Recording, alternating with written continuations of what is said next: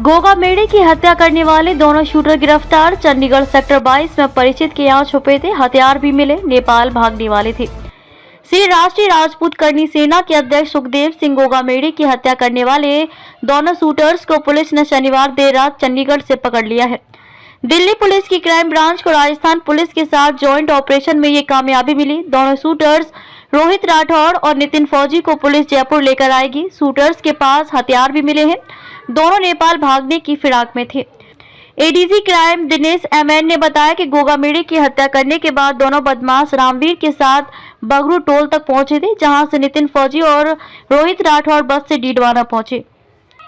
डीडवाना से दोनों ने टैक्सी ली और सुजानगढ़ पहुंचे। सुजानगढ़ से दिल्ली की बस में बैठकर रवाना हुए, लेकिन दोनों धारू हेड़ा पर ही बस से उतर गए। पीछे पीछे पुलिस चल रही थी।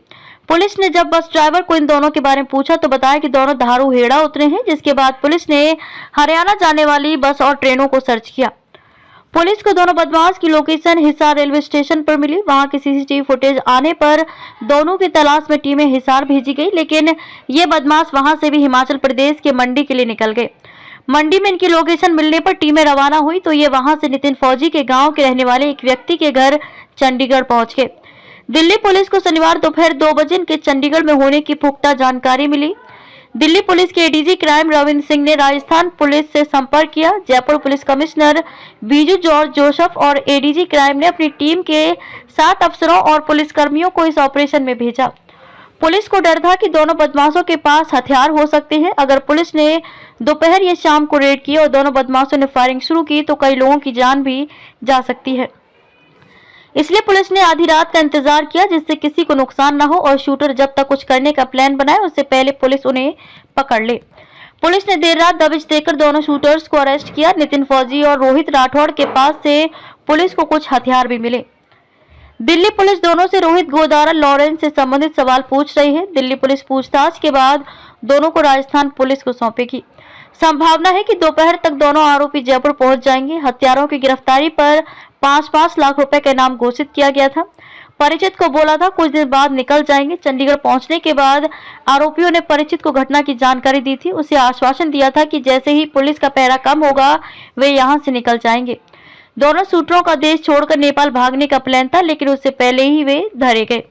रामवीर से पूछताछ में मिले थे अहम सुराग। जानकार सूत्रों की माने तो महेंद्रगढ़ हरियाणा से गिरफ्तार हुए रामवीर जाट से जब पुलिस ने पूछताछ की तो उसने भी नितिन फौजी के कई ठिकानों के बारे में बताया था। उन पर काम करने से पहले दिल्ली पुलिस को जानकारी मिल गई थी। आज दोनों को किया जाएगा कोर्ट में पेश।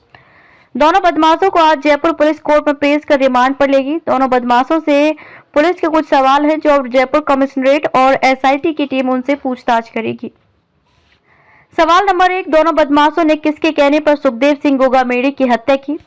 सवाल नंबर 2, दोनों बदमाशों को हथियार और कारतूस किसने मुहैया कराए? सवाल नंबर 3, नवीन की हत्या क्यों की गई थी जबकि वे दोनों को मिलाने के लिए सुखदेव के पास लेकर गया था?